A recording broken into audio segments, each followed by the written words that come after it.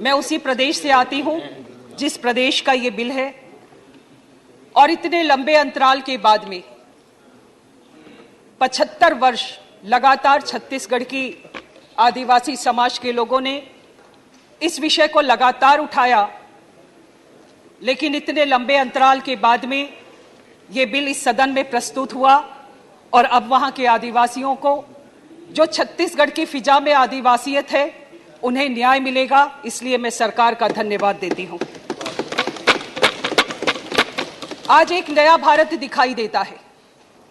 नए भारत में नई संभावनाएं हैं और ये नई संभावनाएं ऊंचाई की ओर बढ़ रही हैं। अगर ये ऊंचाई की ओर बढ़ रही हैं तो उसका श्रेय भारत के प्रधानमंत्री माननीय नरेंद्र मोदी जी को जाता है, जिन्होंने एक मजबूती और सक्षम नेतृत्व के साथ साथ एक दृढ़ इच्छा शक्ति का भी परिचय दिया है। उन्होंने उस समाज को उसका अधिकार देने का प्रयास किया जो हमेशा से वंचित रहा है। जब जब भारत के इतिहास की बात होगी, बिना आदिवासी समाज के, उनके संस्कारों के, उनकी संस्कृति के हमारा इतिहास हमेशा अधूरा रहेगा। आदिवासियत हमेशा से अतीत में, वर्तमान में और भविष्य में हमेशा से रही है। आदिवासी समुदाय के लोगों ने लगातार इस विषय को उठाया और मैं तो उस प्रदेश से आती हूं।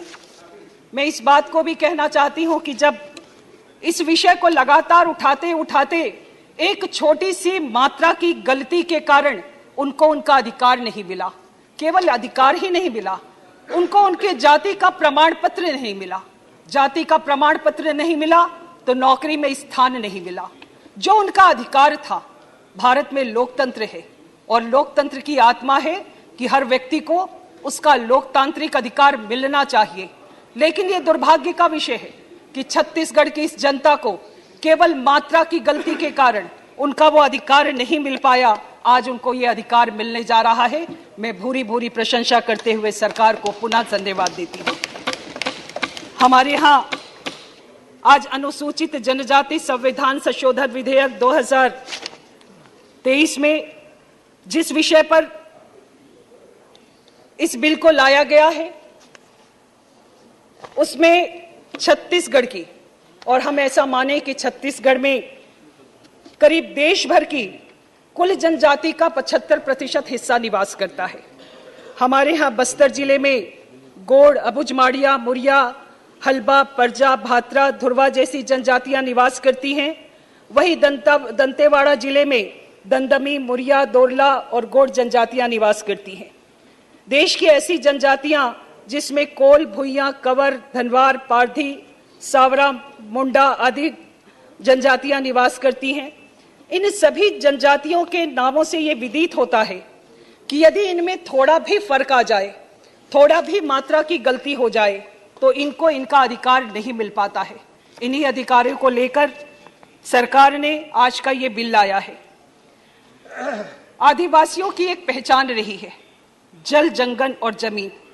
यह इनका कर्म क्षेत्र है, यह इनका धर्म क्षेत्र है।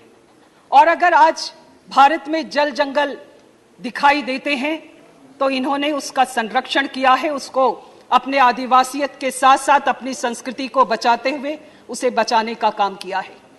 मैं बहुत दुख के साथ इस सदन में कहना चाहती हूँ, पिछले कुछ वर्षों से हमारे यहाँ पर छत्तीसगढ़ में हमारे आदिवासी भाइयों का धर्मांतरण किया जा रहा है। यह धर्मांतरण ऐसा विषय है जो मन को छूता है। हमारी संस्कृति पर धीरे धीरे आघात हो रहा है। एक बार हमारे बाहर के एक नेता ने कहा था कि अगर भारत को खत्म करना है तो वहां की संस्कृति पर आघात किया जाए। मुझे लगता है कि हमारे छत्तीसगढ़ की संस्कृति पर आघात करके हमारी आदिवासियत संस्कृति को नष्ट करने का प्रयास किया जा रहा है। धर्मांतरण इतना बड़ा मुद्दा है कि आज वहां पर अगर आप देखेंगे तो इस पर संघर्ष की स्थिति खड़ी हो गई है। यह संघर्ष जिन्होंने धर्मांतरण किया और जिन्होंने धर्मांतरण नहीं किया, उन दोनों के बीच में है, अधिकारों को लेकर है। आज जब इस बिल को लाया गया है तो मुझे लगता है कि इस संकल्प को जब हम लेकर आए हैं तो इस पर भी जरूर चर्चा होनी चाहिए। ये मुद्दा ऐसा है कि इसके कारण हमारी संस्कृति पर लगातार आघात हो रहा है। छत्तीसगढ़ में आदिवासी संकल्प के लिए, आदिवासी समाज के लिए ये बिल संकल्पों का झरोखा मात्र है। मुझे लगता है कि जिस प्रकार से सरकार ने जिस उद्देश्य के साथ इस बिल को लाया है, मैं सरकार को धन्यवाद देते हुए, जो मात्राओं की छोटी छोटी गलतियां रह गई उसे स्वीकार करते हुए सरकार ने इस बिल को प्रस्तुत किया है। लेकिन प्रदेश की सरकार से भी ये अपेक्षा होनी चाहिए कि प्रदेश की सरकार उसे वहां पे तत्काल लागू करने का प्रयास करे, धर्मांतरण जैसे मुद्दे को लाकर बाद में विवाद की स्थिति ना पैदा करे, ऐसा अनुरोध करते हुए